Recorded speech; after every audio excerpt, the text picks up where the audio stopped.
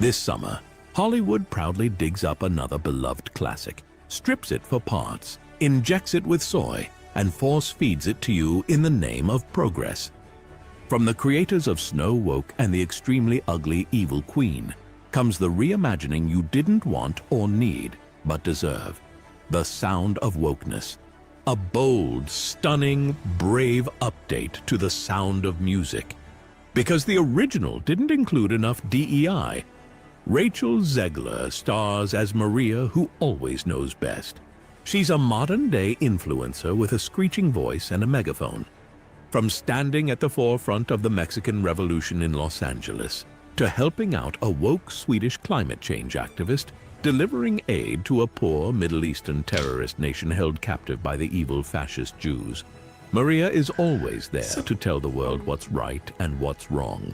Back in Austria, Maria joins the von Krapp family as a nanny and looks after Georgina von Krapp's 7 transgender daughters, Hank, Frank, Jake, Blake, Harry, Gary, and Fred. All 7 prefer the pronouns they, them, other, and candy floss. Maria lives a busy life, dropping the daughters at the nursery before screaming into her $1,000 iPhone from her $100,000 SUV about fascist, democratically elected presidents and the evils of capitalism. This goes on for 4 minutes. 4.5 minutes. I can't steal all of it. I'm going to be hit for this anyway. I'm going to be hit. I know I'm going to be dinged for this, but I had to share that with you. I had to share it with you. Good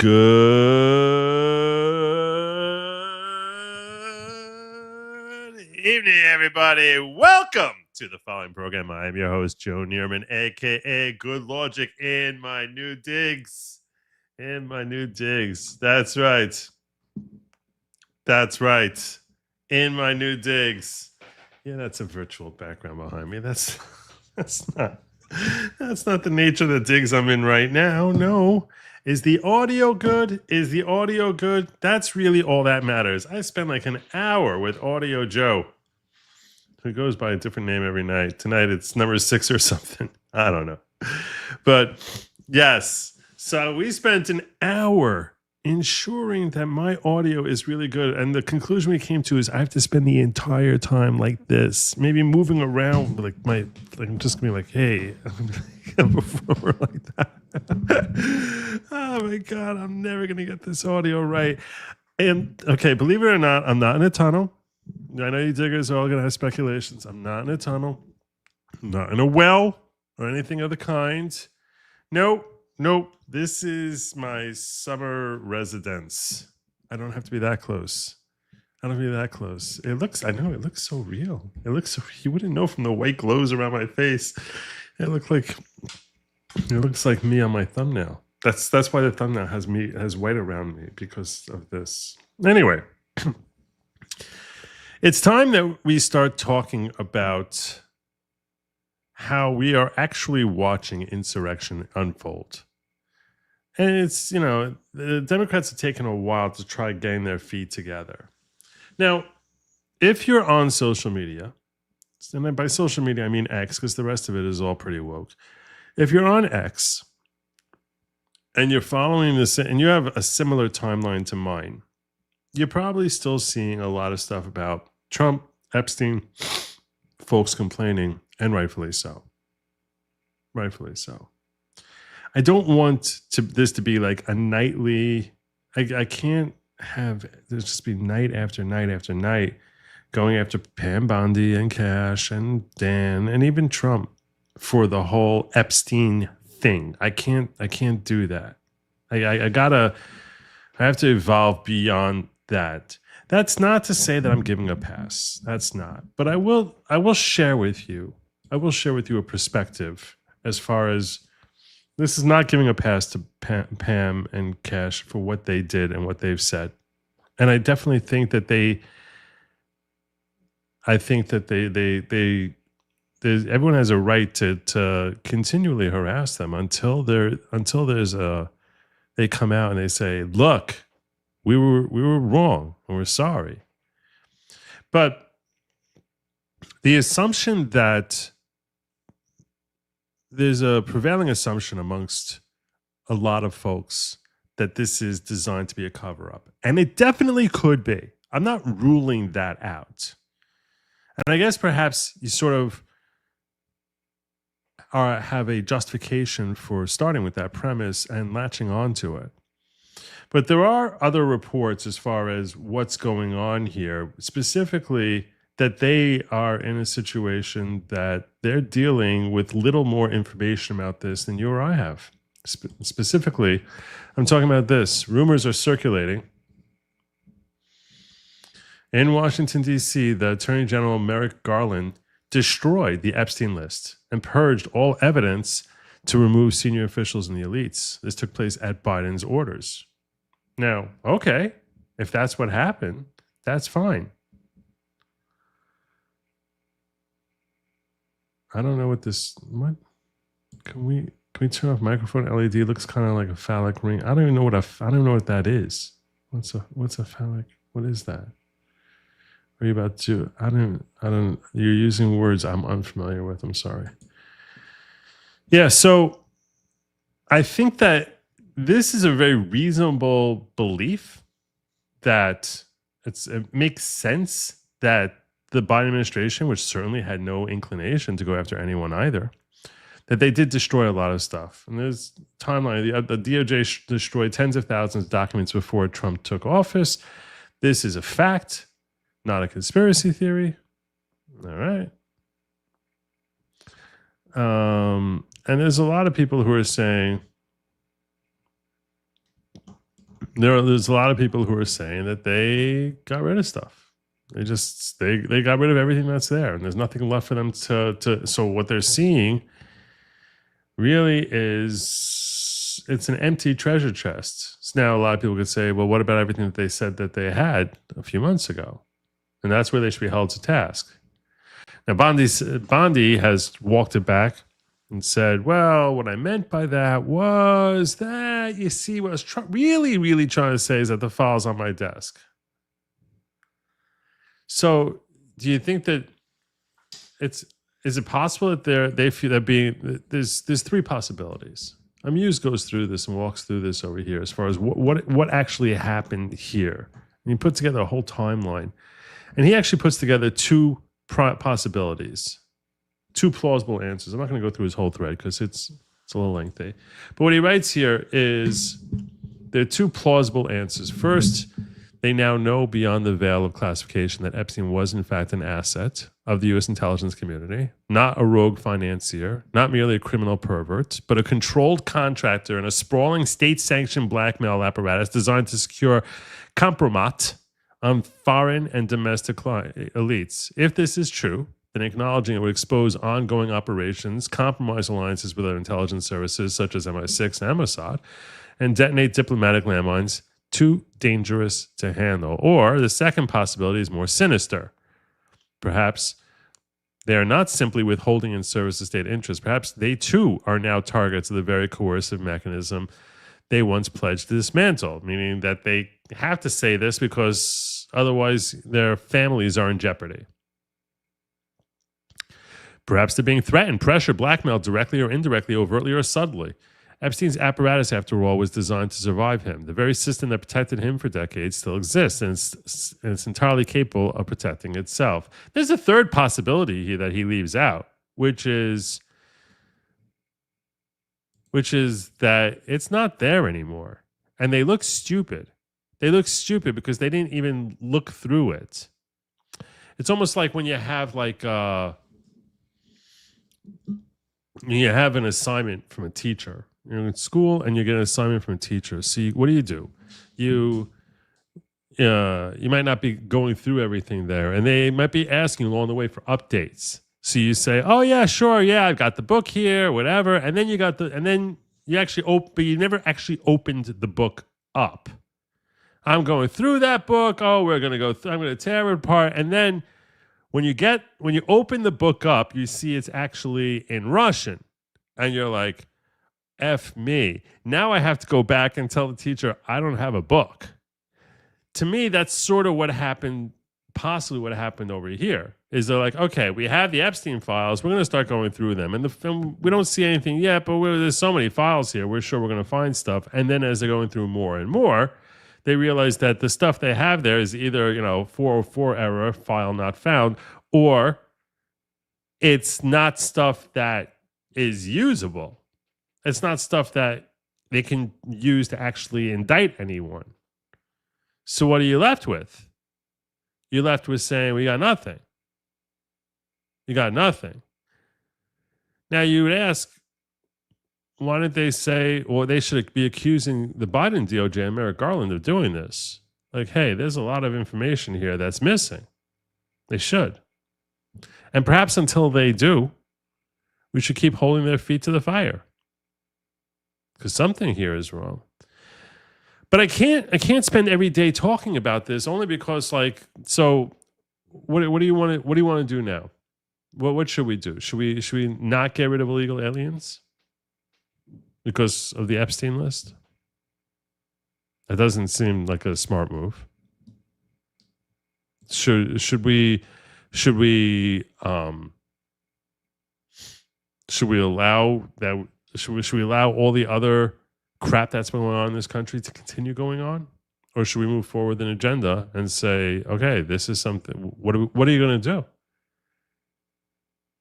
Now, again, I'm not telling you that they're not full of crap. I don't know. They really could be. And they definitely bungled this situation. And I am totally fine with people holding their feet to the fire. I'm simply saying I don't see utility in me doing that night after night. And if you want to boo every time I share something which has Pam Bondi in it, power to you. Or Cash Patel or Dan Bongino, power to you. And I don't blame you. I don't blame you. But I can't just be like, okay, where the whole country stops. And if you want to go to a rally, I know Diligent Denizen, who I consider a friend, and a good guy and a smart guy, who said this is his line in the sand. He wants to start rallies to go to Washington, and protests to go to Washington this weekend. And I say, power to you. You should. If they're not willing to come out and make a statement, they should be continually harassed. But that doesn't mean that when there's things that are positive or other issues that are cropping up that merit our attention, that we just, we should just sit here rooting for the Democrats. That seems very defeatist. That seems pretty stupid. So I'm going to be moving forward. And if there's further developments on this, or if you guys want me to talk about Ghislaine Maxwell and the trial that I went to, and I before I walk away from this topic, and I don't feel like I'm walking away from it forever, because I'm sure it's going to rear its head back up. I put a tweet out early this morning that I want to call to your attention, because I see some of these MAGA influencers, and more of them are becoming apparent to me that they're actually grifters. They're either idiots or they're illogical, or they're just desperately searching for clicks with something that they think is making a point. And I'm starting to better understand the term woke right in ways that really started coming to focus for me with the whole Iran thing. And I'm listening to some people, and I'm just like, this doesn't make any, this is stupid. I saw something that had 108,000 likes from the Hodge twins. 108,000 likes, where they had the stupidest tweet in the world. It doesn't even make any sense to me. I was just like, this is idiocy. They said, well, if there's no Epstein list, why is Ghislaine Maxwell in jail? And I'm like, you doofuses don't even understand anything that's been happening for more than 10 minutes, more than 10 minutes ago. 3 years ago, I covered, in case you're unaware, you knew the channel, I covered the Ghislaine Maxwell trial. I went there day by day and reported on it on this channel right here. And what we were screaming about back then was that the nature of that trial was specifically about the government going after Jeffrey Epstein for that Ghislaine Maxwell helped enabled his personal appetite. And what we were screaming about for the last 3 years was the fact that that trial itself was a cover-up. That trial was designed to help shield all of the elites who were being blackmailed by pretending that the Epstein case was purely about Jeffrey Epstein's perverted appetites. So you're coming out now and saying, well, if there was no client list, why is Ghislaine Maxwell in jail? For precisely the same reason that this trial happened. It was as a cover-up. It's like, what do you mean? She's in jail because a jury found her guilty on 5 out of 6 charges when 4 women came forward and said, and all 4 of them testified, that Ghislaine Maxwell helped solicit me to Jeffrey Epstein for his personal benefit and use. That's what those 4 women said, and that's why she's in jail. And we've all been screaming for 3 years how corrupt that trial was, because it should have been about the client list. It should have been about the people he was extorting. It should have been all the women who were trafficked there. That's what we should have been hearing about, but we didn't. So when we didn't hear that, we were screaming about that. Hey, this is a cover-up. Now you're coming along and you're pointing to the fact that, Ghislaine Maxwell's in jail. Obviously, there has to be a client list. No, idiots. No, you stupid grifters. No, you MAGA morons. And I'm talking about you. I'm talking about these MAGA influencers who I'm just like, you're a moron. This is exactly what we were screaming about for 3 years. Where were you? You don't know anything that's happening. You know nothing that's going on. And you're sitting here just tweeting out like, it's like. And I agree with you. There probably is a client list. But your proof that there's a client list is stupid. It's like saying this. You know how I know that the sky is actually a mirror? Because, you know how I know the sky is blue is because the ocean. This is the perfect thing. You know how I know the sky is blue because imagine there's a big drape that's blocking the entire sky. You can't see the sky. You want to know how I know the sky is blue? Well, because the sky is over the ocean, and the ocean is blue. And since the ocean is blue, the sky has to be reflecting it because the sky is pretty much a mirror of reflection of what the majority of the world is. The majority of the world is ocean. That's why I had to assume the sky is blue. No, I agree with you. The sky is blue, but your entire logic is idiotic. You're a moron. Who the hell is listening to you?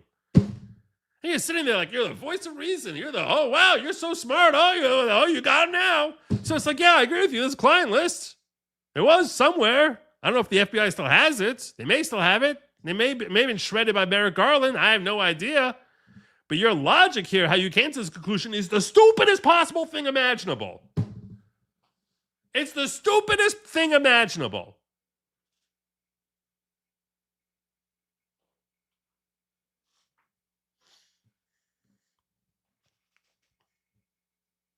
So it's like, and people are, and it's like I'm embarrassed.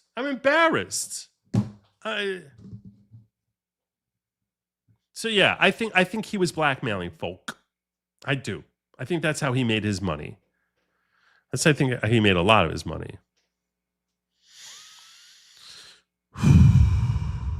Although I still am left with a question. Because, he has to be in a position to be blackmailing folk. Here are the reasons I think he was blackmailing people, okay?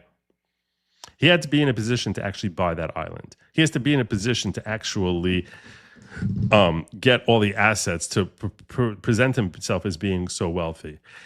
He has to know that the people that he's offering these underage girls to are going to be interested in that. How do you know that?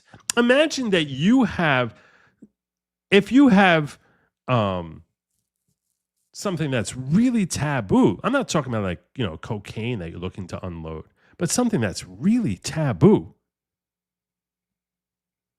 Like, how do you find the people that this will be something of interest to that guy or that guy or that guy? Unless you're getting help from an intelligence agency that's that's run a whole dossier on all these different potential targets. So how do you get them? How do you know which person I want to go to that guy and definitely not that guy because that guy's going to report me to the authorities? How do you know which person to approach with this stuff? I guess you can try feeling them out with make a joke here or there and see how they respond to it. I guess. It seems really risky. It seems really risky unless you have a reason to know that this guy here is going to be, his appetite's going to be whetted if I give him this awful depraved thing. Okay, here, let me just draw an example, okay? I'm going to draw an example for you. Imagine, instead of this being underage children, what he was offering up was bestiality. Okay? Like sickening, just what the hell is wrong with you? Okay? Well, you think he's going to go over and say, hey, Bill Gates.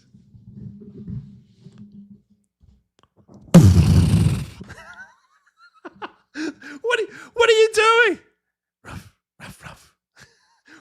How do you approach someone and just know? How would you know that that's something they'd be like, oh yeah, wow, really? Really? You got some of that to offer me? Hey, how do you know that? You wouldn't. My point is the way you would know that. If you understand how sick this is, what he was offering here, I gave that example because it's so bizarre that it's laughable, right? That's the reason I gave that example. It's so bizarre that it's laughable. That's why I gave that example. So imagine, which of your friends would you go to that you're like, oh, this is a possible person who's going to be a purveyor of that. That's someone, here's a real customer of that. I don't know who the hell I talked to about. I have no idea who the hell talked to about that. So if you look at underage girls as being the same thing, you're like, you want to make sure you don't go to the wrong person. The last thing you want to do is go to the wrong person. The only way you can figure out which is the right potential customer is if you have a dossier worked up on them. And that leads me to think like, okay, well, how would you have a dossier? It's like you have help from an intelligence agency that's been studying these people, that has files on each of these people. They'd be like, yeah, that guy, he's sick. You offer him a 15-year-old, he's gonna bite. He's that sick. The other one, you're gonna need a rooster. I'm saying you have to know what. So the fact that he was able to find the right customers, to me, this tells me that there's government involvement. Government involvement means that they're being extorted. That's that the reason you're doing this is to have the power over them. Right? That's. So yeah, I do think there's a list, but I also question whether that list is still in the possession of the FBI, or whether that got shredded from their files sometime between November 5th, 2024 and January 20th, 2021. And when Pam Bondi came in there and said, oh, we got the files, I'm going to be releasing stuff from the files, she hadn't started looking at it. And she didn't, it's much like a student who says, I got a textbook and doesn't realize that it's really in Russian because they never opened it up yet. So too, Pam Bondi and these folks never really looked at it. To me, that's a very logical explanation for most of what we've heard. Most, not everything. There's certain exceptions. I'm just like, that doesn't really work. Most of what we've heard from most of these people, that is a logical explanation. It's still humiliating for Pam Bondi and Cash and Dan Bongino. And the best way for them to handle this situation is for them to actually come out and say that. Tell us that. And that they're in the middle of investigation, not we're done with our investigation.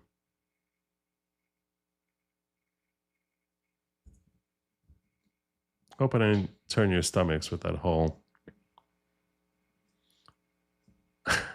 I wonder if that word is that word's probably taboo. It's probably taboo for YouTube. Probably not a word YouTube's too big a fan of.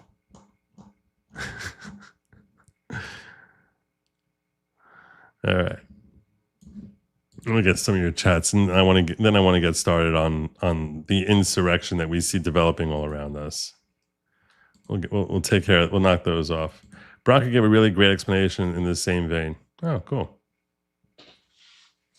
Yeah, he's a smart man. So what do I have to say? He already said it. Anything to stop the winning. Can't stand the winning. Thanks again for your help earlier, brother. Epstein is like number 637 on my priority list. Yeah. I'm so confused. I was unsubscribed. Dang you, YouTube.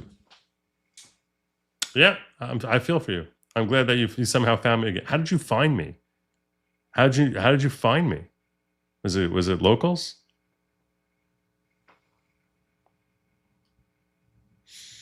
Joe, coming to my conclusion, Epstein distracts from achieving the MAGA agenda. Whoever drafted the memo should be fired. Silence would have been better, much better. Look at that Mike Ringlow with rant.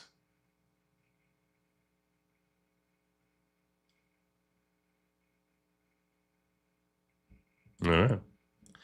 It was giant honeypot CIA and other intelligence was running like they always do. Swollen nose wall from his time with the Fang Fang, probably. Yeah, that would make sense. All right. Let's get into the growing insurrection. Here's a report from Jesse Waters.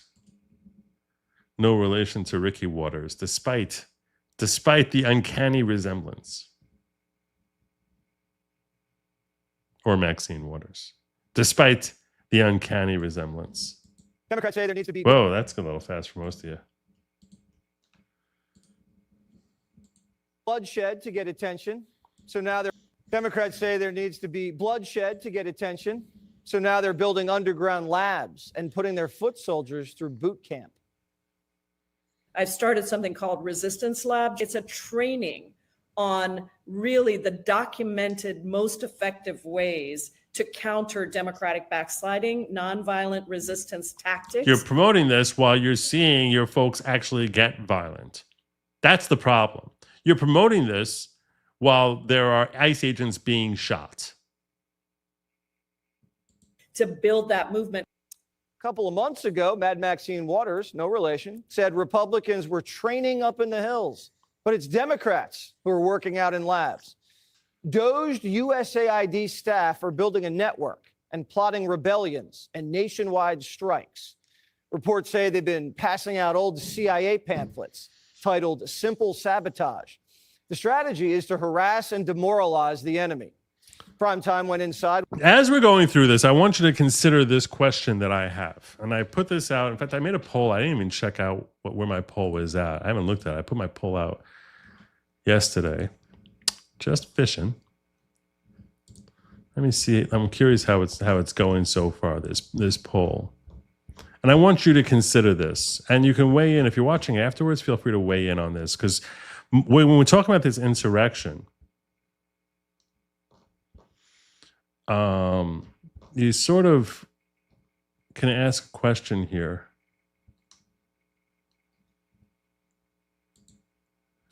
This question that we're going to be addressing here.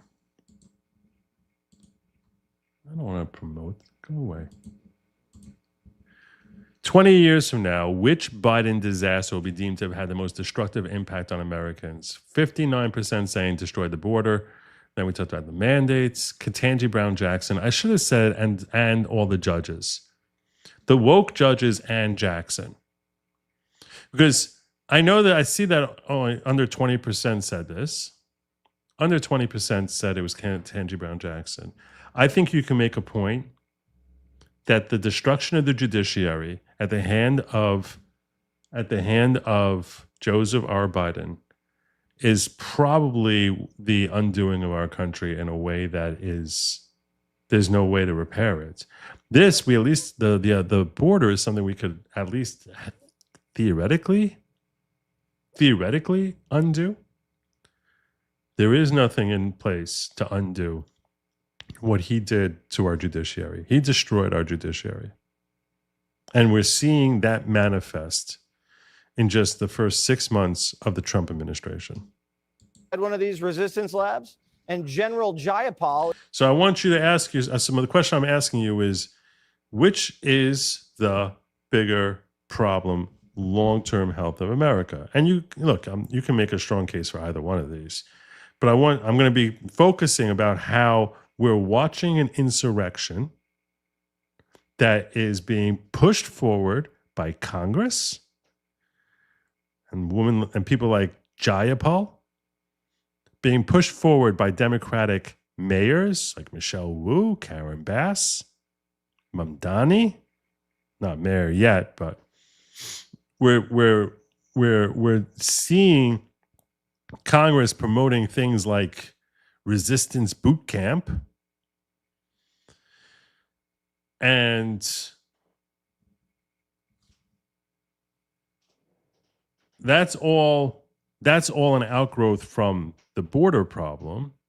And then on the other hand, we're also seeing our judiciary doing everything possible to ignore the law in ways that strain the imagination and perspectives that just defy what anyone sane would think a judge should be doing. It's actually corruption. It's complete corruption. It's not corruption in the form that they're being paid. It's corruption where they're perverting their role from being people who are supposed to be judging based on law to judging based on what their personal agenda is. And that's a complete corruption. And the Supreme Court is too spineless to actually reel them back in. Is whipping her army into shape. Governments and institutions together do not save people from dictators. The thing that saves people from dictators is the people. It is large scale mass movements of people. If you have the moral high ground and you act with dignity, then anger is incredibly compelling and people will join you. Act with dignity. Where the hell is your dignity? We're getting reports that the Abrams tank is flanking in from the south. Did he say the Abrams tank?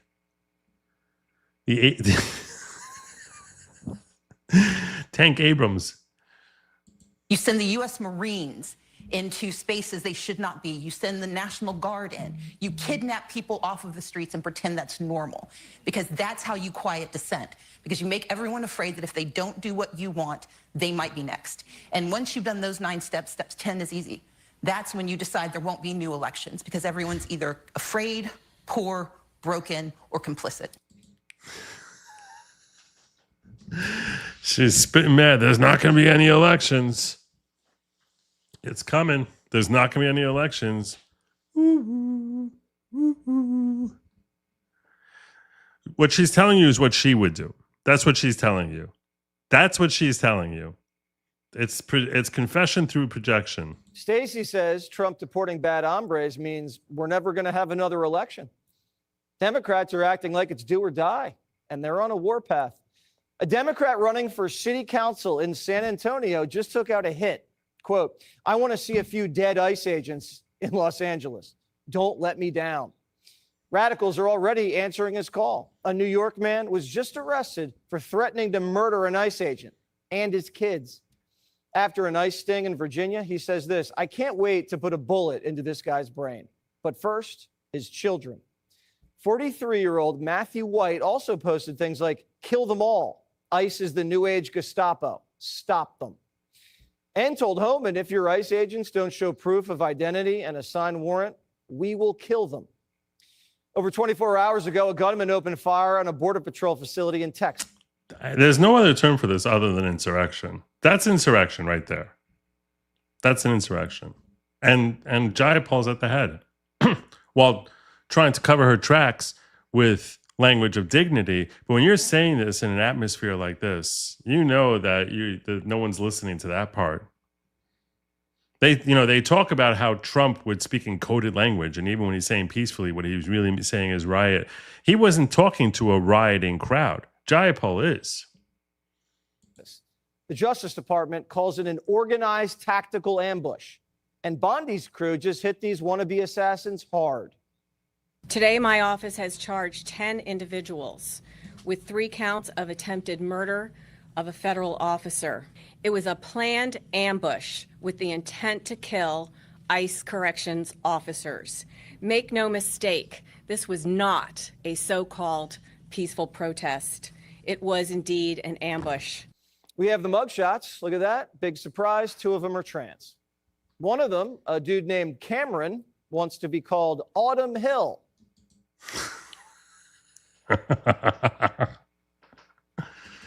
Okay, Autumn. Miss Autumn pulled up with her gang draped in black military-style clothing and fired off dozens of rounds. One of them was across the street and fired up to 30 rounds at officers outside the... I hope fire was returned, then autumn became fall. Facility. And they had fight ICE terror with class war and free all political prisoners spray painted on their flyers. Oh, and fight oligarchy and ICE pigs were spray painted on cars. And that's not all. In California today, ICE agents tried to booby trap a Border Patrol vehicle and blow out its tires. No one got hurt, but 4 people were arrested. Homan says it's only a matter of time.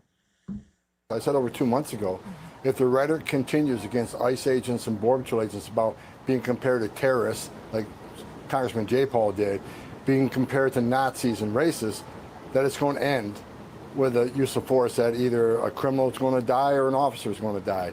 I've seen this recipe before. I knew it was coming, and I don't think it's over. Assaults on ICE agents are already up 700%. And Democrats want it to get even worse. Remember the senator who lunged at Kristi Noem? He's proposing a bill that would unmask ICE agents. They want masks banned and officers to show ID before they bust a bad guy. Not show ID to vote. You have to show ID to arrest MS-13. And it's the first time they've ever wanted to ban masks. Mayors in blue cities say they're leaving ICE in the dust. This administration, the Trump administration, has caused so much consternation and division.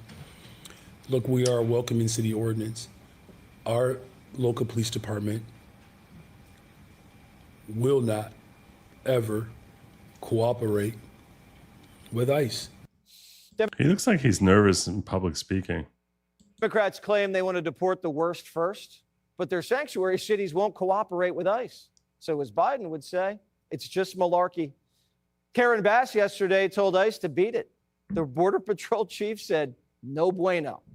The federal government is not leaving LA. I don't work for Karen Bass. The federal government doesn't work for Karen Bass. We're going to be here till that mission's accomplished, as I said, and better get used to us now, because this is going to be normal very soon.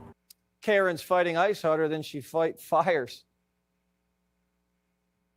I'm not going to get used to it, because last I checked, I was elected to be mayor of the city. That did not include a federal takeover. So either. Well, it requires a federal takeover because of you. It requires a federal takeover because of you. Do you believe in democracy or you don't?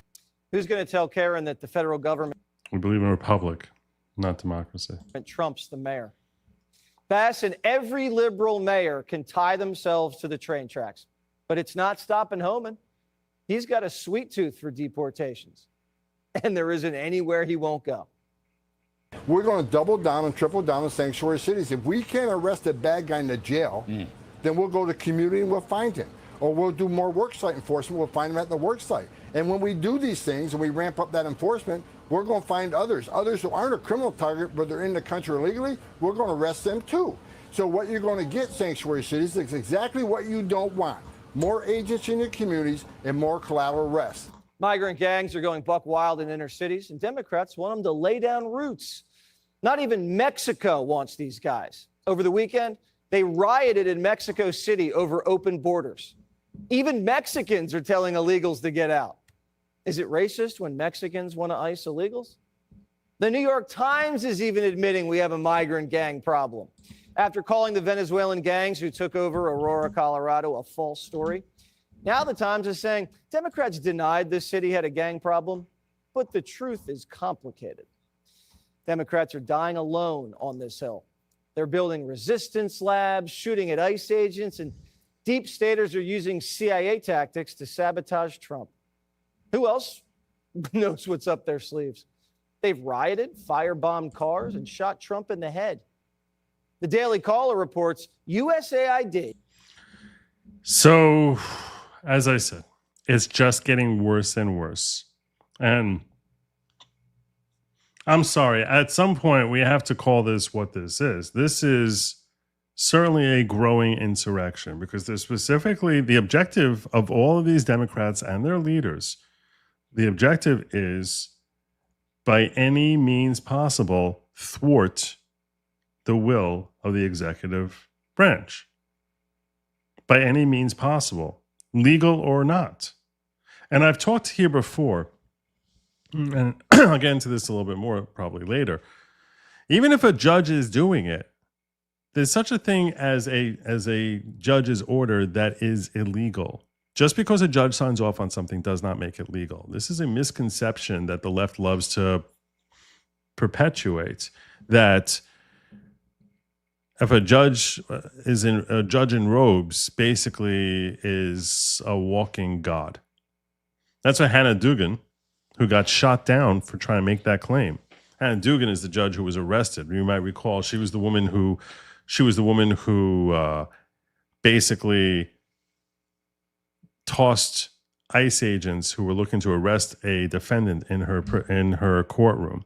And they were waiting in the lobby for the defendant, and she basically made them leave and then helped this defendant escape out the jury room door, and then she got arrested for this. And she tried arguing, well, I'm beyond reproach. And she lost. Not officially yet. A magistrate judge in that particular circumstance is the one who said that her motion to dismiss should be denied. If you're unfamiliar with what a magistrate judge is, they're the ones who handle the day-to-day before an actual trial happens. So the ultimate decision is handled by a district court judge. But there are many magistrate judges who will serve as a judge in presiding about how the parties should conduct themselves in their discovery or other processes.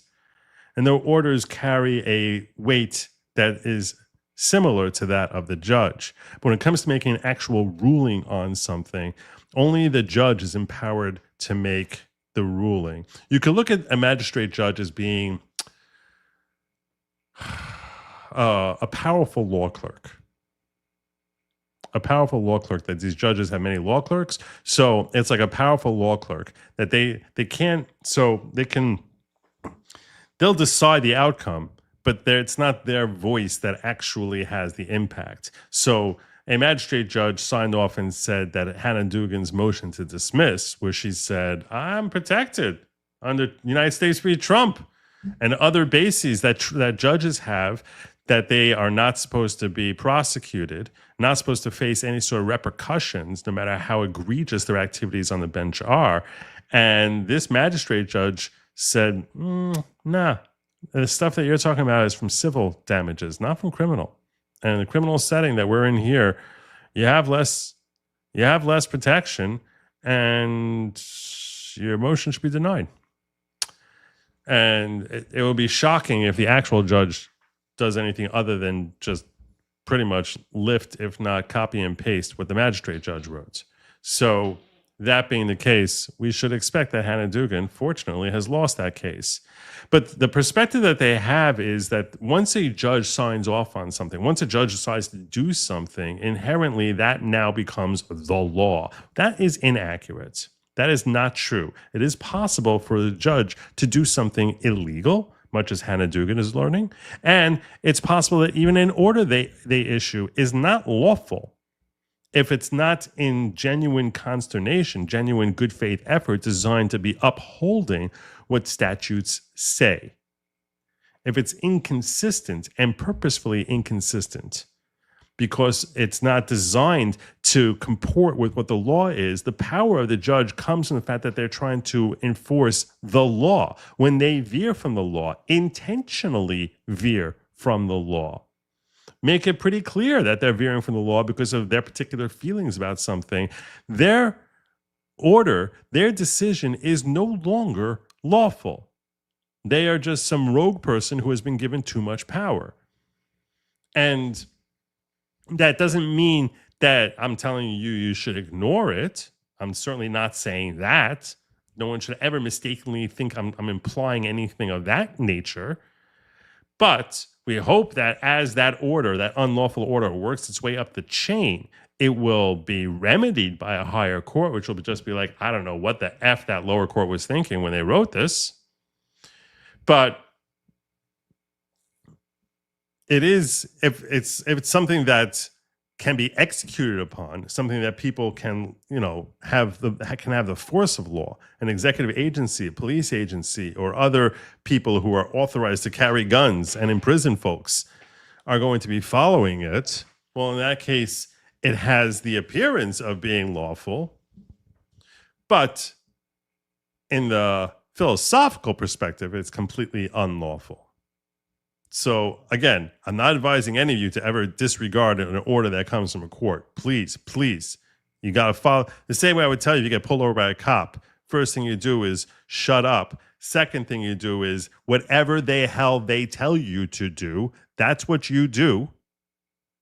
I'm giving you the talk, you know, because you've heard your whole life about how white privilege is that you don't have to have the talk with your kids, which that's stupid. Of course you have to talk with your kids. Of course you do. The difference is that you're there to give them the talk. That's a joke. But yeah, no, yeah. So the same way I would tell you, you get pulled over by a police officer, you follow their instructions and do what they tell you to do. You shut up and just do whatever it is they tell you to do. So too, if you get an order from the court, you shut up and do whatever the hell they tell you to do. But that doesn't mean that it's lawful in a philosophical sense. That's the point. That's the point that I'm making. Let me catch up on some of these chats because I'm a little bit behind.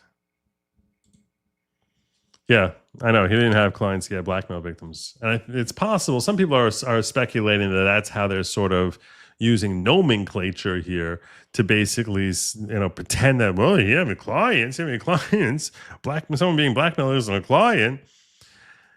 Yeah, that's likely. There was never a promise of a Jeep. What Jeep? Stop asking about a Jeep. Do you think I have 5,000 paying subscribers? Do you think I have anything near that? No, I do not. You can donate some. That'd be helpful. That would be helpful. Joe's Epstein stuff is a distraction from everything going on. ICE officers being shot. What is going on in LA? Court cases that help Trump. I'm trying to cover. I'm working my way through. That's why I told you I'm not going to be spending a nightly basis. We're going to be talking about the Epstein thing. Not just by all Democratic lawyers and judges are corrupt. That's true. Well, not all. But I'll let you know when I find one that isn't. Autumn Hill, isn't that it? How would you know such a thing? How would anyone know how would any dude know such a thing? I think he wishes. Although that may have been the inspiration. Deaver's Missing Integrity and La Posatas Disco Inferno. That's quite a mouthful, your name. We all know that white privilege is really going to say things like, have a nice day, officer, and hi, dad. You got my joke there. Oh, you turned that one around pretty quick.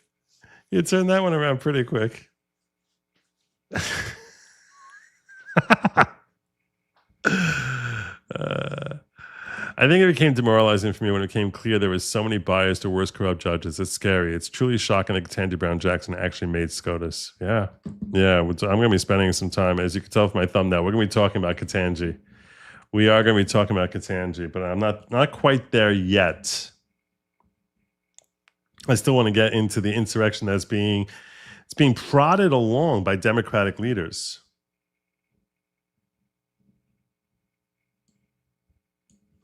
Here's a wannabe Democratic leader. This is a candidate for city council in San Antonio.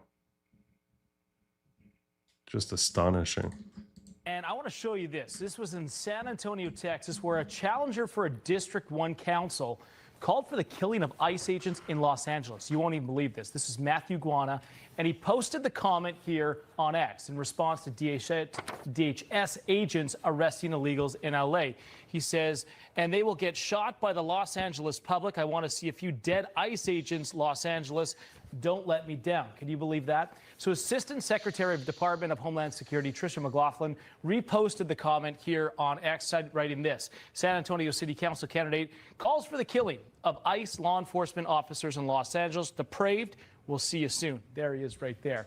Meantime, Axios is reporting that town halls and one-on-one meetings, constituents, they want lawmakers to break the law. They want them to get tough. They want them to fight dirty and not be afraid to get hurt. In fact, they want them to get shot for the anti-Trump resistance. They want blood, is what they're saying. This is all brought to you courtesy of Joseph Biden. Because this is not a fight we should be having. This is not a fight we should be having.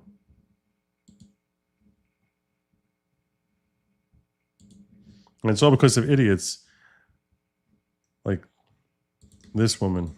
Home Depot one day, a car wash the next, armed vehicles and what looked like mounted military units in a park the next day. What happened to the criminals, the drug dealers, the violent individuals? Oh, we're getting rid of them too. Don't worry. Why don't you hand them over, bitch? Who were in the park today were children. It was their summer camp. Yeah. Home Depot. Children of MS-13. Idiots. Their summer camp.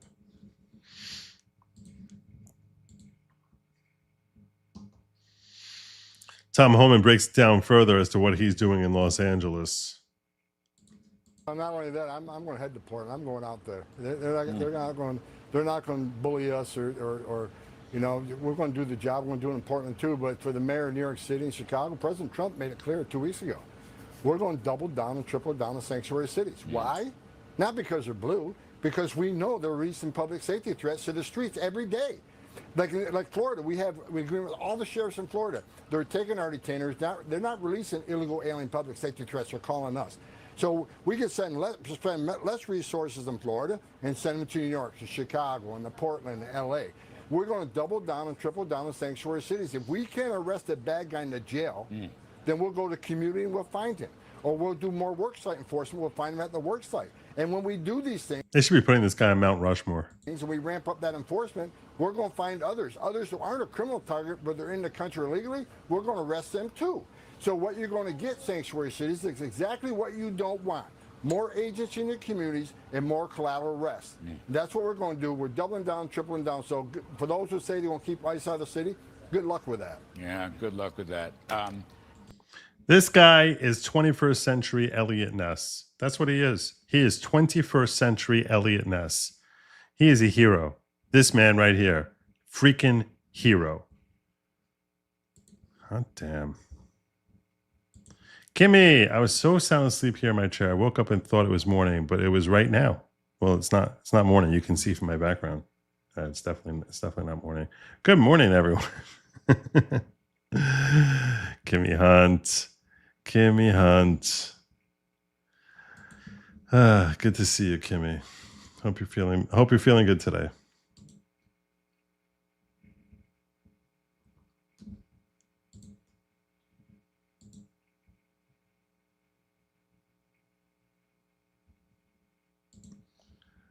And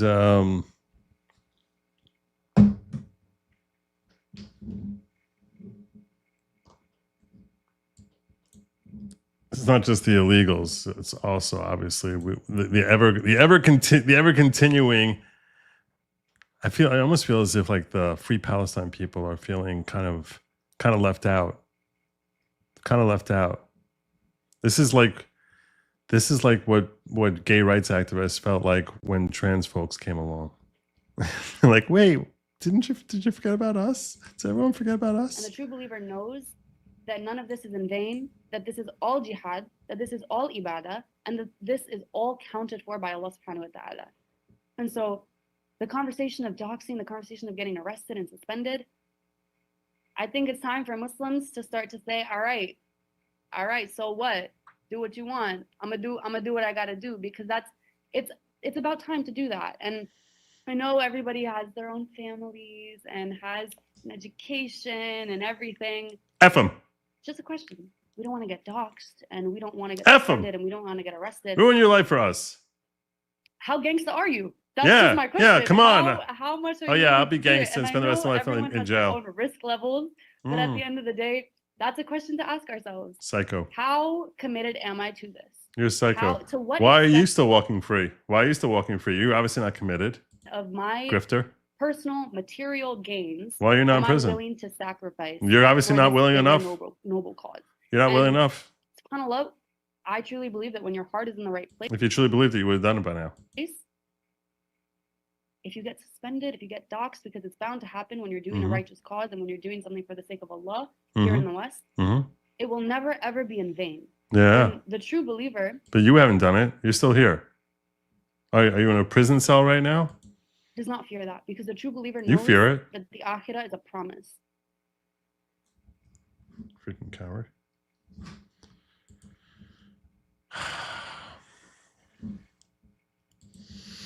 So yeah, the Free Palestine people are obviously feeling very left out. Very, very left out. What about us? What about us? Karen Bass is too fixated on the Spanish people. Michelle Wu is too busy focusing on her people there. They're feeling very, very left out. But I'll tell you that we all had concerns that Trump was going to be walking things back, that he was not going to be going after this as aggressively as he perhaps should. I clipped this because last week we heard him talking about, well, maybe we'll pass some legislation on behalf of the migrants. And we're like, what? Because, farmers, they need their workers. Well, fortunately, he's done an about face on that, as reported by my good friend, Robert Gouveia, who's always good for stealing from. I clipped this from him. Now, of course, the question is, what's going to happen with these illegals? And there was some talk about a work program and whether Trump is going to be deporting more people who commit crimes or what the plan is. Trump said there's no amnesty today, but we might have some other program coming down the pike. So here was the president. There's no amnesty. What we're doing is we're getting rid of criminals, but we are doing a work program. Do you want to explain that, please? Yeah, this morning we talked about protecting the farmers and the farmland, but obviously this president's vision of no amnesty, mass deportation continues, but in a strategic way, and then ensuring that our farmers have the labor that they need. Secretary Chavez-DeRimmer has been a leader on this. Obviously, this comes out of the Labor Department, but moving toward automation, ensuring that our farmers have that workforce, and moving toward an American workforce. So all of the above. We've got to give the farmers the people they need, but we're not talking amnesty. No amnesty, says the president. And we have a little bit more here from... That's important. That's important. Because I don't like the idea of starting to even have a conversation about amnesty. There's no amnesty. That wasn't part of the deal. When we elected you, it was because we didn't want them to be getting amnesty. If we wanted to give amnesty to people, then we would have just kept voting blue. The reason he was elected, the reason we all came out in force for Donald Trump was to get rid of these illegals. That was the driving issue. And it was the driving issue across the country. It was the number one issue in Maryland. It was the number one issue, not just in Texas and Arizona and California. It was the number one issue for everyone in this country. Everyone. Let the left, and I hope and pray that the left keeps making the illegal aliens their hill to die on, because that's where they will die. They will die there. I can guarantee you, if they keep making this their hill to die on, that is the hill they will die on. So I want them to be making a big stink about ICE. I want Tom Homan going out there, the guy with the biggest balls in the country, and just mass deportations. And when Trump starts dialing it back and saying, well, if they're hoteliers, we got to worry about the farmers. The farmers are complaining. No, okay, look, you're in control of the executive branch. You can decide where you're going to focus your efforts. And leave them out of middle America, leave them out of rural places, send your ICE agents into suburban, and keep them out of suburban places and out rural areas and send them into the urban centers. That's where most of them are anyway, the first year or two. And I like the idea of telling them, hey, you know what? The first year, we're not going to be focusing on the rural areas. But you got to start transitioning over to others, to either machine or American workers, because we are going to be coming after them during Trump's administration. That's the message we need to be saying. We are. They may not be top of the list. The longer ones here are here. So if they're here another year, that's not the end of the world. But yeah, then we are going to that in 2027 we are going to be kicking them out, because we need to kick out illegal aliens. They do not belong here. It's really very simple. It's not a very confusing concept. If you're here legally, fine. God bless. If you're not, adios amigo. Sayonara. Avidazay. Doesn't matter what color your skin is. Just go. Go. Afuera.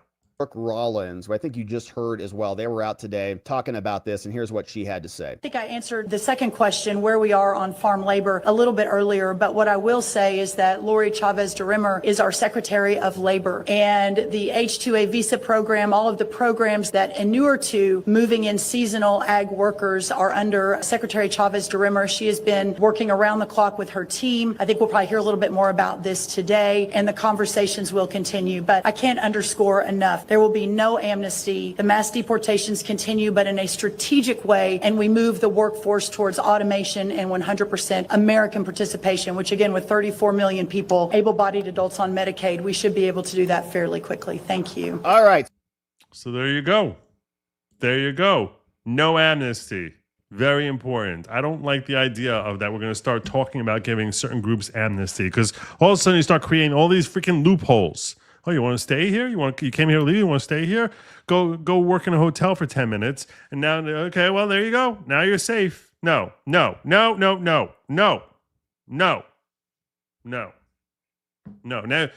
of the things that people were talking about as far as how are we going to do this? How are we going to get rid of all of these people?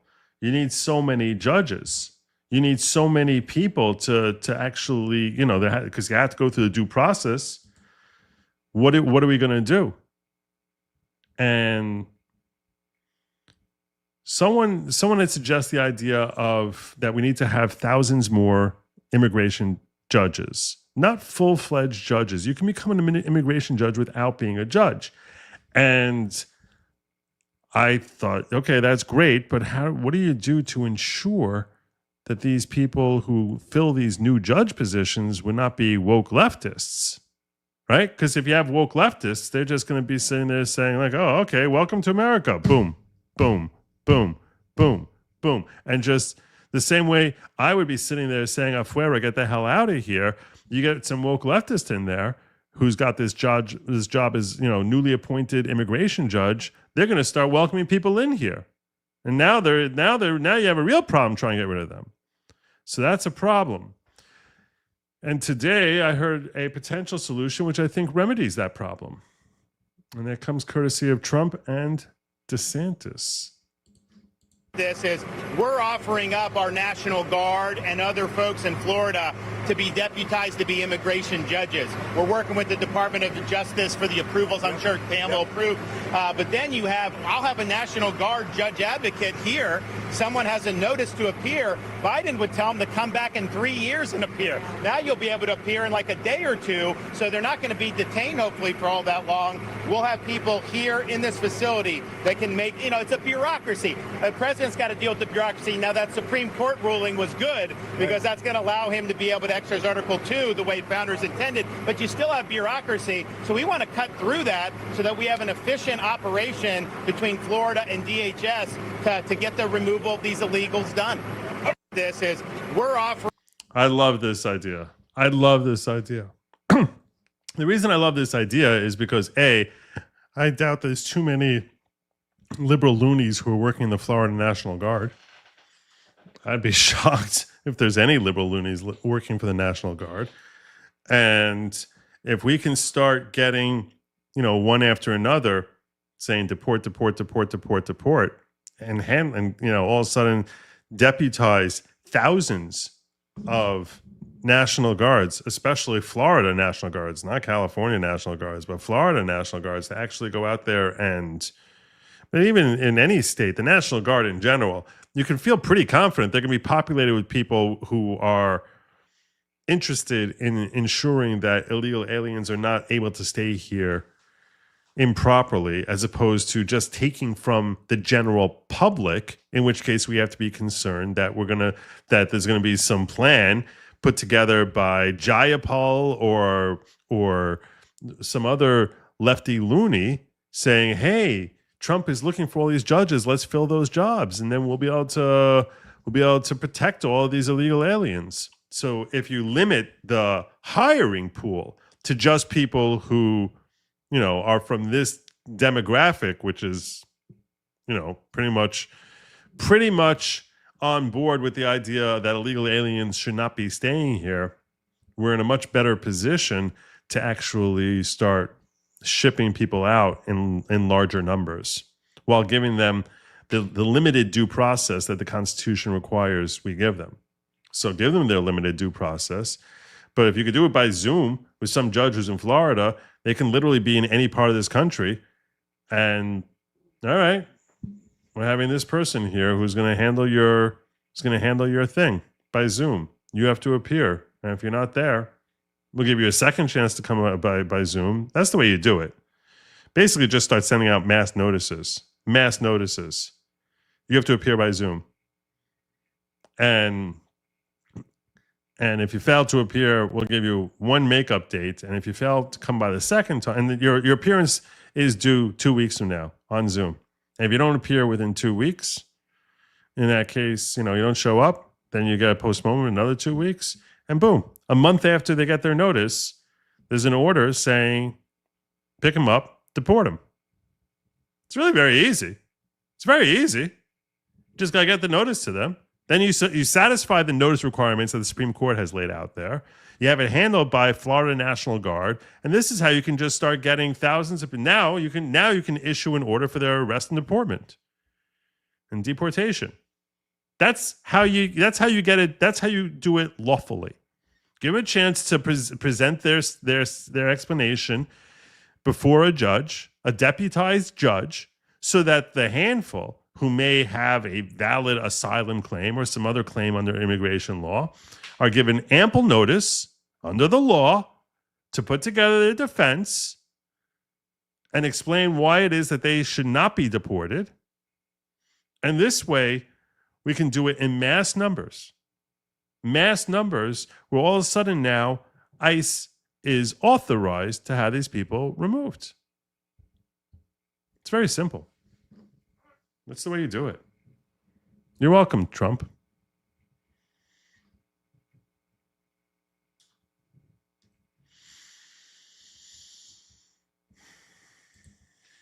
Can thank YouTube for the name. It was Sergeant Bukaki's tainted evidence. I remember that. Then Dr. Welcher's well-spread loads. But they said no super chats unless I changed it. Oh, okay. All right. But OG fan from the racket streams. I remember Sergeant Bukaki. I remember that. That I remember. So I'm glad to see you. I'm glad to see you, Sergeant. Shalom, or however it's spelled. Are your people still keeping on him everywhere he goes, or just airport?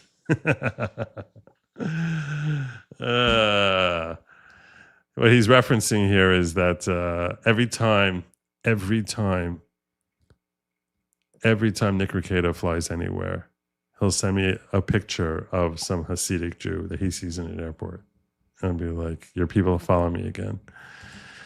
I'm old enough to remember Reagan's amnesty program. Ugh, worst decision ever. He even admitted that it was the biggest mistake of his life. He said that later.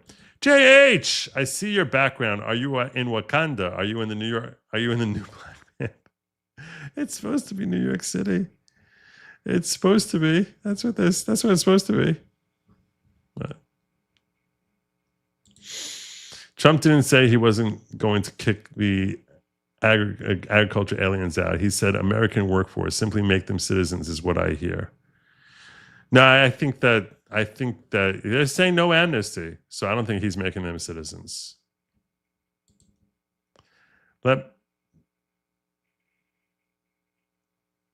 I don't know what that is. I don't know what that is. I don't know if I can even say it out loud. But that Grok be the judge for amnesty. I don't know what Mesha is. Mecca? I don't know what that's supposed to be. I'm not sure. I'm confused. I'm all confused. Not as confused, however, as Justice Jackson. Because that woman is very, very confused. So confused. She is so confused.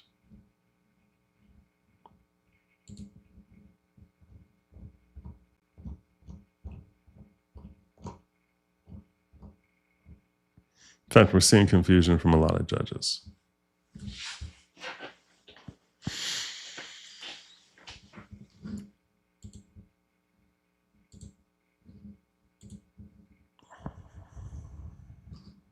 There's a thread from Senator Eric Schmidt. Senator Eric Schmidt.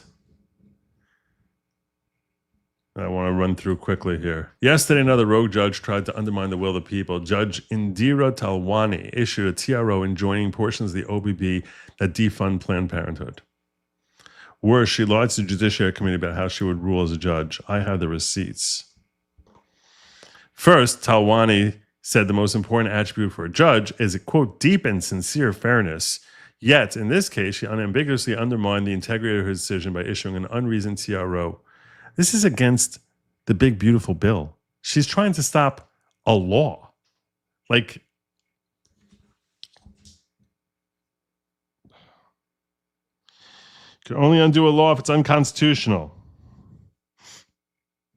What part of it is unconstitutional? Is violating their constitutional rights.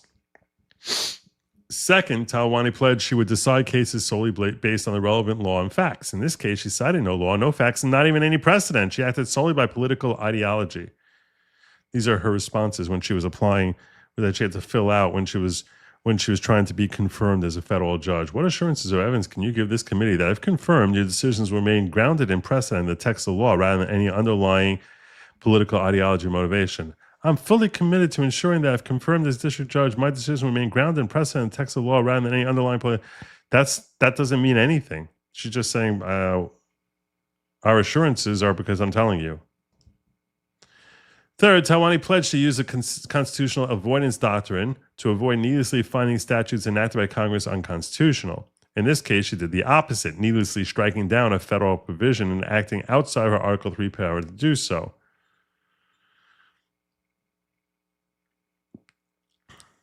When asked in her confirmation, under what circumstances do you believe it appropriate for a federal court to declare a statute enacted by Congress unconstitutional, she said, respect for the decisions of a coordinated branch of government demands that federal courts invalidate congressional enactment only upon a plain showing that Congress has exceeded its constitutional bounds.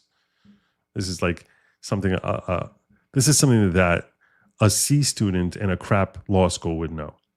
Moreover, if there are two plausible constructions of a statute and one would raise constitutional problems, the other should prevail. Yeah, okay, but you didn't follow any of that. Finally, while Talwani promised that she understood the difference between a judge and an advocate, this decision makes plain she does not. I truly understand the different roles of an advocate and a judge. And if confirmed as district judge, I would set aside any personal views, treat all parties fairly, regardless of their background or circumstances, and decide cases solely based on relevant law and facts. Beyond deceiving the Senate as to what type of judge she'd be, her decision is troubling for several reasons. While we're sadly used to rogue district judges trying to thwart executive action, Talwani has now halted a law duly enacted by Congress and signed by the President of the United States. Judge Talwani's order contains no reasoning, no discussion of whether the factors for preliminary relief were satisfied, and was issued before giving the government a chance to be heard. The Constitution vests Congress, not federal courts, with the spending power. Talwani has undermined the separation of powers by ordering the government to expend funds contrary to Congress's expressed wishes, meaning they say we don't want to spend this money on Planned Parenthood. She said you have to. And since TROs are generally unappealable, Talwani's decision to style this order as a TRO fits into a troubling pattern of district court judges trying to delay prompt review of their orders. So what do we do about this? Obviously, I hope DOJ promptly appeals the decision to the First Circuit and Supreme Court, but we're dealing with a deeper structural problem. First, SCOTUS needs to get more aggressive in policing the lower courts. Good luck with that, because Justice Roberts seems to be completely asleep at the wheel, and it feels like it's intentional at this point. It really feels intentional. It feels completely intentional. The Cass decision was a good start, but it's only the beginning, yeah. When the lower court judges behave lawlessly, the court must swiftly reverse them, and if necessary, reassign cases involving the federal government to different courts. It should invalidate them from ever handling a case for like a year. There should be a penalty. If you wrongfully enjoin the government, that it's like, no, you're off the docket. You're off the roster. The court must also become more comfortable deviating from its regular procedures to directly review these judges' decisions. The American people deserve to have the policies they voted for implemented as soon as possible. Congress also has an important role to play. Here's how Congress can solve this problem. 1, restrict the ability of a single district judge to issue injunctions against the federal government. Yep. 2, if judges want to play politics, Congress should pass laws that insulate executive decisions on sensitive matters like immigration from judicial second-guessing by partisan judges.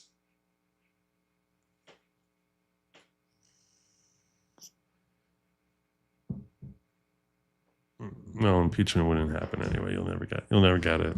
Impeachment is part of the dog and pony show. So that's about Talwani.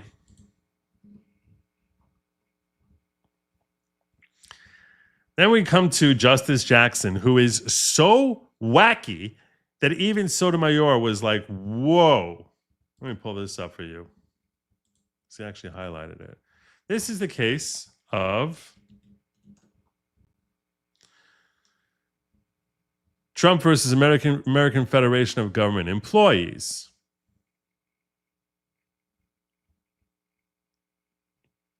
So, after Trump v. Casa, in case you're confused, let me clarify. After Trump v. Casa, which said that you can't just be issuing preliminary injunctions and TRO willy-nilly. You guys got to start slowing your roll there on that. So now, as I explained to you, that doesn't invalidate all of these TROs and preliminary injunctions. You have to go to court and try and get things stayed. You have to try and actually fight through them. Get them knocked off. So while you're trying to get them knocked off, you can say, hey, let's get a stay on everything that's happening here. So a judge issues a TRO. Let's get a stay on that. The application for stay presented to Justice Kagan and by her referred to this court is granted. The May 22nd, 2025 preliminary injunction entered by the United States District Court for the Northern District of California is stayed pending the disposition of the appeal in the United States Court of Appeals for the Ninth Circuit and disposition of a petition of writ of certiorari if such a writ is timely sought. Meaning, this TRO is not going into effect while it's in the Ninth Circuit. And if you lose in the Ninth Circuit and you apply to us, because we don't know that you would apply to us, but we can assume you probably will. So if you timely apply to us for a writ of certiorari, meaning, and if you're unfamiliar with that term means, writ of certiorari means permission from the Supreme Court to come argue this case in front of the Supreme Court. So if you timely come to us asking for permission to take this up to the Supreme Court, this stay on this TRO, blocking this TRO and allowing you to do what you want to do, will remain. And the government can keep going along as if there is no stay, as if there's no injunction, until such time as we deny that certiorari. And if we grant that certiorari, we say, yes, we will take your case, then this stay on this TRO will remain in effect. And the TRO is not having any effect, and Trump can do what he wants.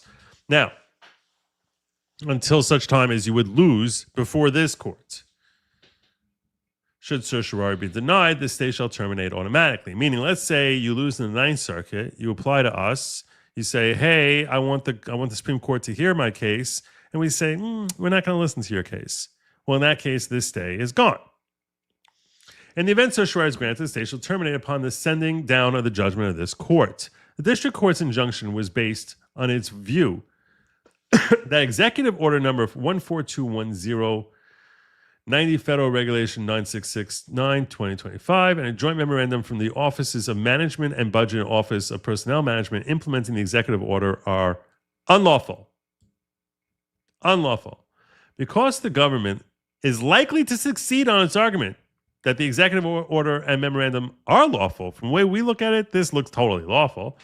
And because the other factors bearing on whether grant to stay are satisfied, we grant the application, meaning, yeah, that TRO, we're putting that on hold. We express no view on the legality of any agency, RAF, and reorganization plan produced or approved pursuant to the executive order and memorandum. So, the district court enjoined further implementation on approval of the plans based on its view about the illegality of the executive order and memorandum, not on any assessment of the plans themselves. Those plans are not before this court. So what happened was Trump says, okay, so we're going to be dialing back and firing a whole bunch of people. Petitioners go to the district court and say, hey, you can't be firing people. And they said, we're going to be doing this in ways that are lawful, consistent with the law. So now you have petitioners come in and say, hey, you can't just start firing people. Judge comes along and says, TRO, no reorganization. You can't do a reorganization. Now this ends up coming up to the Supreme Court. Supreme Court says, yeah, we're going to stay your TRO. He can start firing people. We don't even know the order, the executive order itself says it has to be done in a lawful way. Why are you assuming it's going to be done in an unlawful way? So whatever the laws are that are regarding that would impact the implementation plan here is something that they're saying they're going to be abiding by. Why are you signing off on a TRO? Yeah, we're staying this. Your TRO, we're putting a hold on your TRO, judge. So don't worry about his stupid TRO. Okay, fine. Now, Sotomayor actually concurs with this. She concurs with this. And she slams Jackson, who's the only dissent in this case. Justice Sotomayor concurring in the grant of a stay. I agree with Justice Jackson that the president cannot restructure federal agencies in a manner inconsistent with congressional mandates. So if there's a law stopping him from doing it, he can't just ignore that law. Here, however, the relevant executive order directs agencies to plan reorganizations and reductions in force consistent with applicable law. That's what the EO specifically says. It says they got to do it in a way consistent with law. And the memorandum from the Office of Management, Budget and Office Personnel Management reiterates as much, saying you got to do it in a way that's consistent with the law. We thus have no occasion to consider whether they can and will be carried out consistent with constraints of law. You can't just assume that they're going to do it illegally. That's retarded. That makes no sense. And she's basically, if you understand how judges write, when she's specifically calling out Justice Jackson here, this is Sotomayor saying, what the hell are you talking about? Why would anyone be dissenting from this? If you look at the face of what this order says, it is totally fine. It says we're going to do this in accordance with what the law allows us to do. How can you possibly have a problem with this? How insane are you? This is the furthest left judge until basically coming out and saying, I don't know what the hell Justice Jackson is talking about. That's what she's saying. I don't know what she's talking about. She's completely out of her gourd. But she doesn't say that. She's just like, why would you you can't just assume that they're going to break the law when they specifically say we're going to follow this in a way consistent with law. Justice Jackson's dissent, by the way, you notice we're on page 2 here? Her dissent goes on for 27 pages or something like that. Insanity. How many pages? Sorry, 14 pages. Shouldn't exaggerate. It just goes on and on. Page 3, 4, 5. This is all her stupid dissent. She's out of her mind. She's out of her freaking mind. And all the other judges know it. Even Sotomayor is like, girl.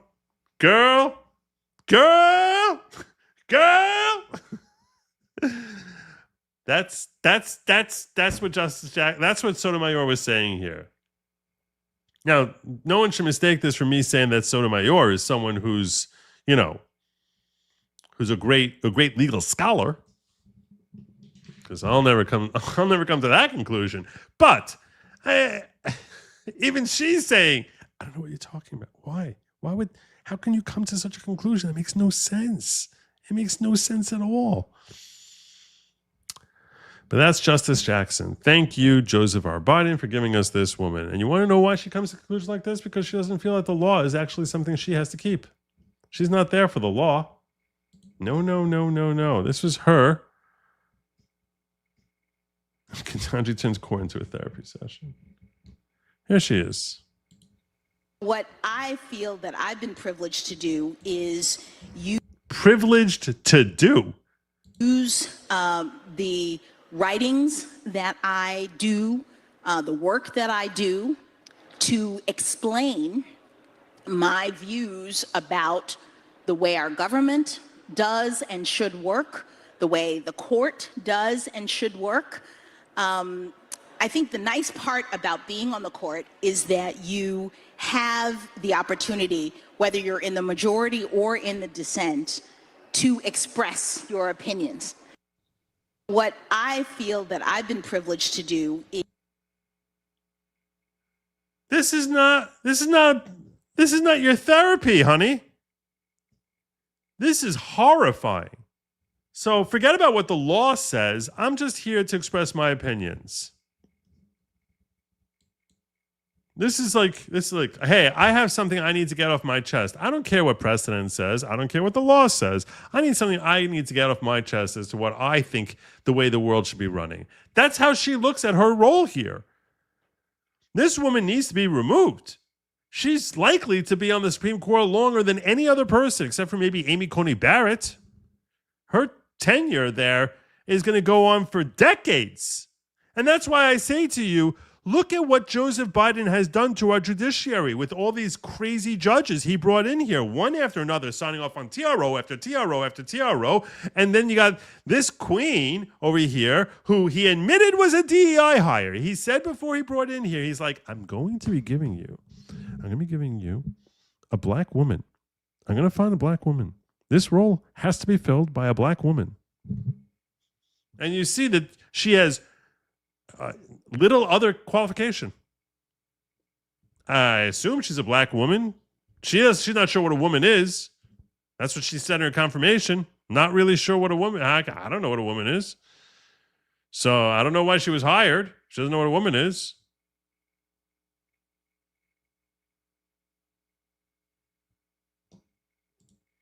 Jackson's full-blown TDS, so great previous dumbest SCOTUS is now making sense. So great that the previous dumbest Supreme Court justice is now making sense. Yeah. That's what's so horrifying. Like she makes Sotomayor look like John Martin, like John Jay. It's unbelievable.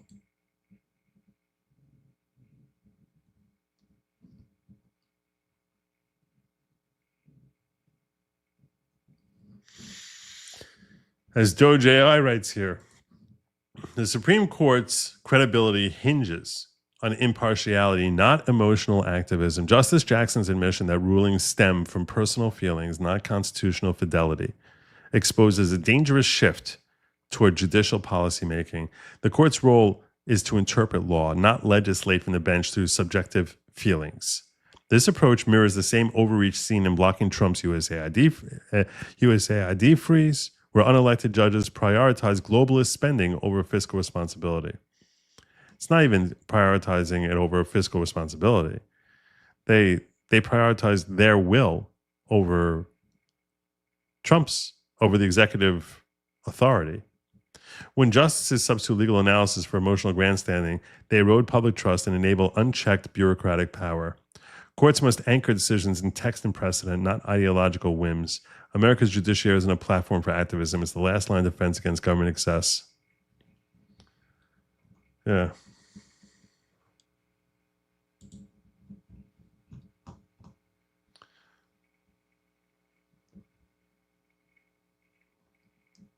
As Sean Fleetwood writes, does Supreme Court Justice Ketanji Brown Jackson know what the role of a judge is? It's a question worth asking given her recent comments at this year's Global Black Economic Forum. Speaking with ABC News hack Lindsay Davis in a wide-ranging interview on Saturday, the junior justice spoke to attendees about her 2024 memoir and experiences while serving on the nation's highest court.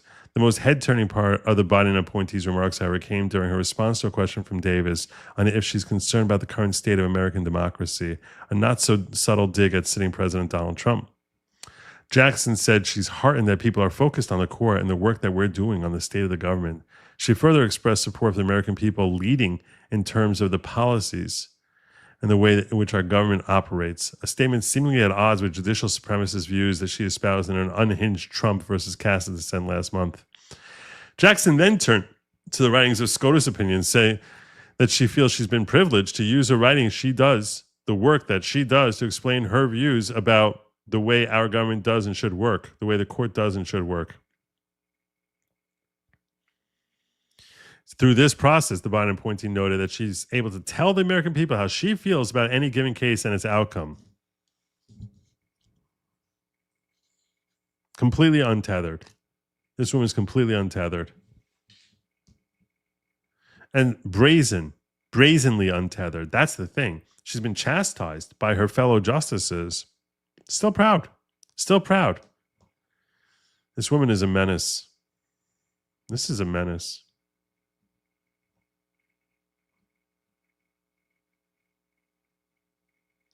That answer, I feel that I have one opportunity to tell people my opinions, how I feel about the issues, and that's what I try to do. That answer clearly didn't satisfy Davis's desire for a more partisan response. The ABC anchor again probed the justice if she's concerned about the state of democracy today. My feelings about the state of democracy have been expressed in the context of my opinions when issues come up related to democracy, Jackson replied.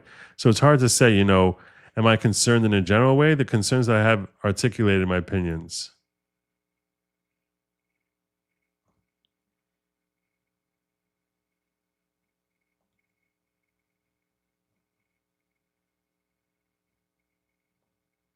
She was a checkbox for Joe Biden. It's humiliating.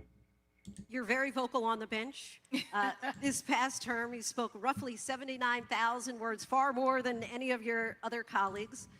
A few of your Yeah, that's something to applaud. a few of your dissents have made headlines, some of them criticizing you. For being an idiot. Do you tune it out? What do you do? Does it ever get to you? Get to you. She's an idiot. She's... You know, do I hear about it sometimes? Yes. Am I on social media? No. And it's funny to me how people focus on how much I talk at oral argument. As I said, No, that's not the issue. The issue is how many stupid things you say in oral argument. was a judge for 8 years before I became a Supreme Court justice. And I said to people, why are you surprised? This is the way I always operated. People are not paying attention. I was always this person on the bench. And so it's been a bit of an adjustment because as a trial court judge, you have your own courtroom. So you can go on as long as you want. And so trying to make sure that my colleagues get to ask some questions has been a challenge for me. But I've enjoyed it. I really have. And you know, I do think that the work that I'm doing is important and that I'm doing it to the best of my ability. When I went to my investiture, which is the big formal ceremony where they swear you in, and the big party that you have in celebration of being inducted onto the bench as a Supreme Court justice, I said in my speech, I have a seat at the table now and I'm ready to work. And I meant that. So I'm... Yeah, work, not actually work. The objective was supposed to be, you know, in the capacity that we hired you for. Doing what I can. Doing the work. With this position. Doing the work. She's doing the work. It's horrifying. Here's the thing. Between all these judges, all these woke judges he brought in here, this is not something there's any answer for. You can say impeachment, but we're not, you know, you're not going to, you can't even impeach a district court judge, much less a Supreme Court justice. You're never going to get these impeachments. We don't seem to have anyone in authority who's, you know, willing to step up and actually put these rogue judges in their place. Even Trump v. Casa, it was so the decision was favorable but castrated. It was more lip service than actually effectuating change that, you know, is not easily circumventable. So what we're left with here is a bunch of rogue judges who are going to be in this. It's a lifetime appointment. It's a lifetime appointment to basically just impart whatever rule of law they decide they want to impart. This is certainly going, this is a seed that has been planted that cannot be, there's no system we have in place to uproot it. That's why I respectfully submit that this is more dangerous to the long-term health of this republic than even the illegal alien situation. The illegal alien situation, there are methods in place to try remedying it. And I understand that the problem seems more overwhelming right now. It seems more overwhelming in the sense that we have so many millions of this problem, right? You have 20 million, 40 million, whatever, 50 million people out there. Estimates have run as high as 100 million illegal aliens in this country. It seems insurmountable. But that's something that we can make suggestions that seem legitimately viable as to how to remedy the problem. But there's nothing that can remedy a group of activist judges who feel unbound and unrestricted by statute or precedent, or even the humiliation of being overturned, from repeating the same activist perspectives and ignoring what the law says to further their agenda in whatever way they think they're in the that they're in the mood to do, irrespective of their authority to do so. And there's no one who seems to be in any sort of role to fix that. We don't have a Tom Homan in the Supreme Court. As much as you might wish that Clarence Thomas was the Chief Justice, he's not, and he never will be. So, and Roberts clearly has no inclination in this direction because the Chief Justice has authority to issue instructions and directives to lower court judges, to reassign judges who get out of line.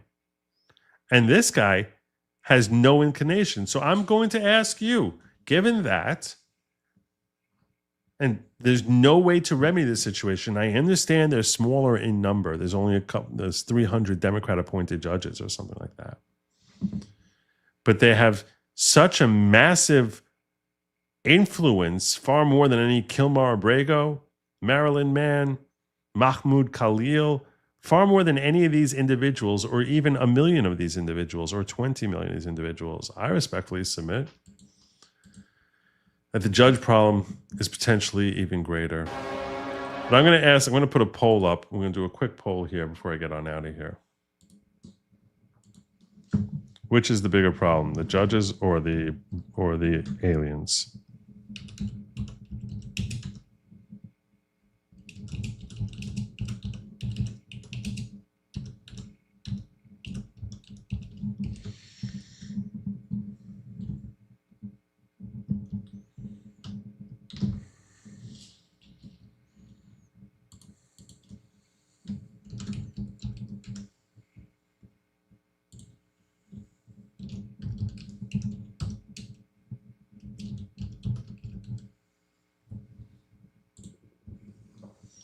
I'm checking out in the whatchamacallit, in the ghetto also. Don't think I'm not peeking on you guys, because I am.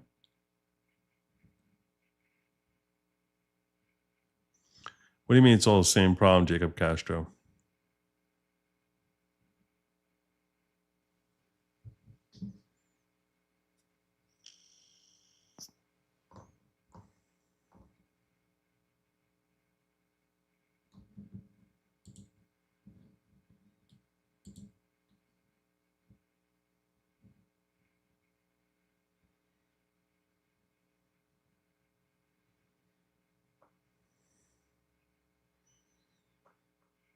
I'm scrolling through the chat here.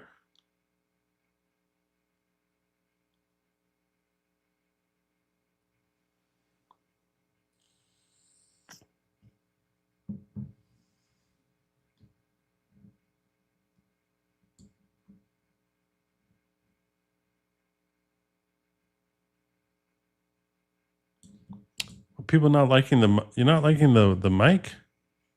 Is it the light? Is it the light? Tell me if it's the light. It's the light? I think the light's cool. I like the light.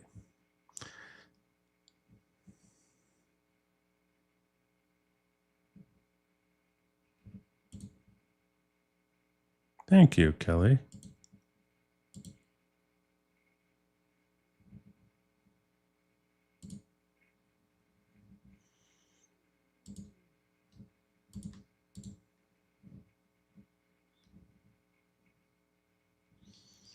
I am traveling Eyes of a Lady, but I'm going to be here for a while. And yes, this is I'm actually buying a new background. This is a virtual background behind me.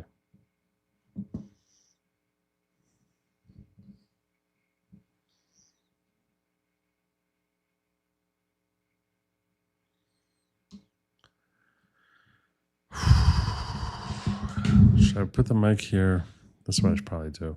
I should probably just put the mic there. It's this way you can better lip read me. You could better lip read me. I'm gonna have to listen.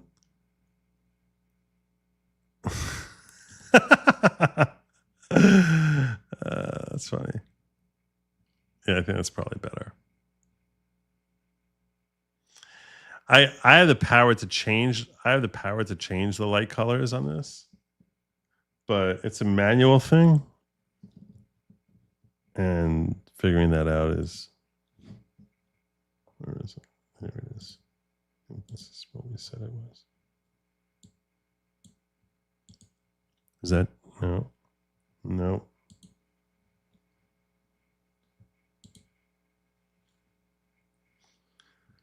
Ooh.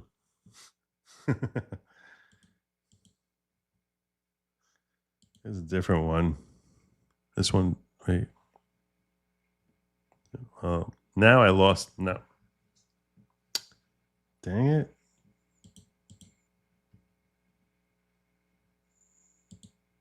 Oh, that's custom. Ooh, now we got purple. Look at that. Yeah, anyway. I don't have mic shadow. Stop it. Stop it. All right. All right. Yeah, I think I'm going with green. I like green. Green is a good. Green is the best, I think. I'm going with green. Yeah, green is like check. I didn't see your super chat. I did miss it. Are you just Joe? Have you ever had a judge who just won't stop talking long after you got her point? All the time. All the time.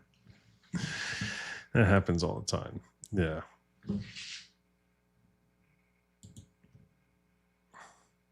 She's not intelligent. She's it's such Dunning-Kruger. It's like she thinks she's like, oh, she's so deep.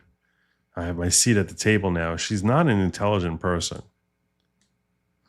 But I don't know. I think I spent this entire stream skunking any chance I have of ever arguing in front of the Supreme Court. They'd be like, no, Joe Neerman's on this case. The answer is no. That's pretty much what I've done this stream. I'm gonna have to like take this stream down if I ever want to try getting back in front of the Supreme Court again. All right. I think I'm gonna land my plane here. It's time for me to land my plane. I want to see my polls out here. There was another issue I was thinking about talking about with you guys, but I think I can save that. Look at that. 62% of you saying judges. Nice. All right.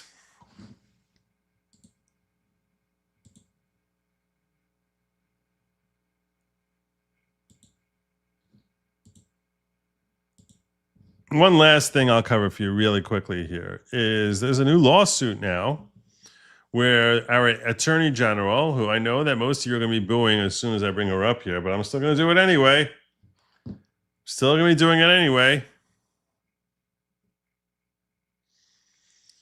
Here's Pam Bondi talking about how they're going after California for being so misogynist. And by the way, that's what we definitely have to be labeling all these trans activists. It's not trans activism. It's just misogyny. Over the past several weeks, the Department of Education As Education Secretary Linda McMahon has notified the Department of Education in California, as well as the California Interscholastic Federation, that they were in violation of Title IX. They were allowing men to compete in women's sports. Now, this is after years of their being in violation of Title IX. We informed them that if they did not change, that we were going to refer these cases to the Department of Justice, and we have done exactly that.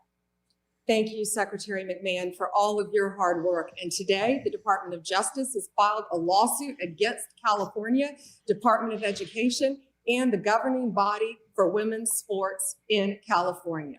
We've made it very clear, only women in women's sports under Title IX. An example in California, a boy who was in track and field. He would have lost every race. Yet in women's sports, he won over 36 medals. Those medals should be returned to the women, as well as no boys will be allowed in women's locker rooms. No longer. We have sued Maine. We're in litigation with Minnesota. We've sent multiple letters. And if you do not comply, you're next. The Department of Education and the Department of Justice, we will protect girls in girls' sports. Well, there you go. Harmeet Dillon, bringing it home even further. Tell us about it, Harmeet.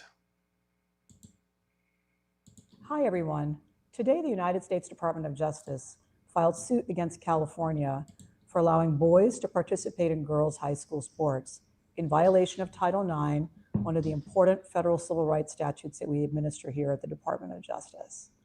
This year alone, California is scheduled to receive over $44 billion in federal funding to support its education system, and yet California refuses to honor federal law that protects the rights of young women.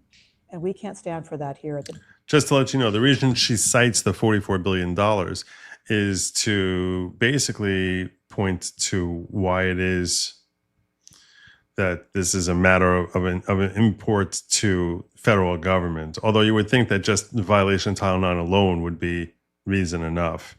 So we have both the civil rights element to it of violations of Title IX in being sexist against women.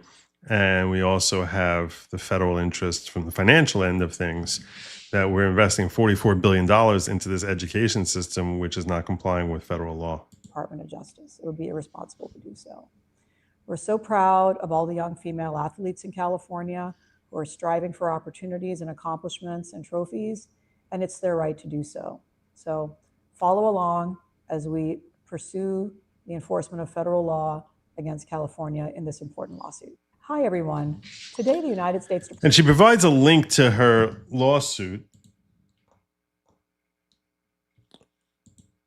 This is her complaint. It's 23 pages, as I recall. I'm not going to be going through it now. But we can...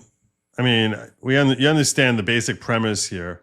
What I find interesting about this more than is what's the relief? What are you looking for this court to ultimately do when you file this violation? And you'll find that all the way at the very end. She goes through the parties, and they go through the jurisdiction, why it's the right court, and going through that Title IX provides that no person in the United States shall, on the basis of sex, be excluded from participation in, be denied the benefits or subjected to discrimination under any education program, and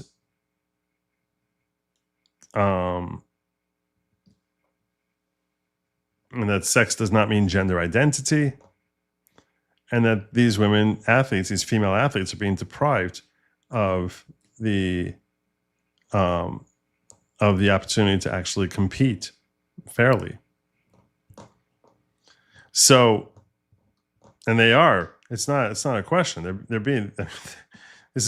It's a very uneven landscape. So, what is it that the government is asking the court to implement here? So we come all the way down to the prayer for relief at the end, where they say, "Wherefore the United States hereby prays the court grant the following relief: a declaratory judgment that defendants' policies, practices, and actions violate Title IX and defendant CDE's Title IX contractual assurances. A permanent injunction prohibiting defendants and the officers, agents, servants, employees, attorneys, and other persons who are in active concert or participation with defendants from further violating Title IX. A permanent injunction ordering defendants to issue directives to all California CIF member schools prohibiting the participation of males in athletic competitions designated for females. No more boys in sports. Number 2, implement a monitoring and enforcement system to ensure compliance with the Title IX requirements. So don't just say that they're going to do it. You have to actually be monitoring it to make sure that they are complying. Establish a process to compensate female athletes who have been denied equal athletic opportunities due to defendants' violations, including correcting past athletic records, meaning give the girls back their medals, the ones who finished behind these boys in drag, and submit regular compliance reports to the court in the United States for a period of no less than 5 years. So we can actually know that they're keeping award with it. Then they want damages and award of any applicable costs and fees. And that's just your boilerplate language that you throw at the end there. So there you go. Good job. Good job, ladies. Notice that this is being trumpeted by Linda McMahon, Pam Bondi, and Harmeet Dillon. And 3 women who are standing up for women. And great job. Great job. As that case further develops, I'll try to break that down for you. That's what I have for you tonight. If you want to know the final results of my poll here, comes out judges coming in at almost 2/3. 65-35 is what the polling numbers come in at. 65-35.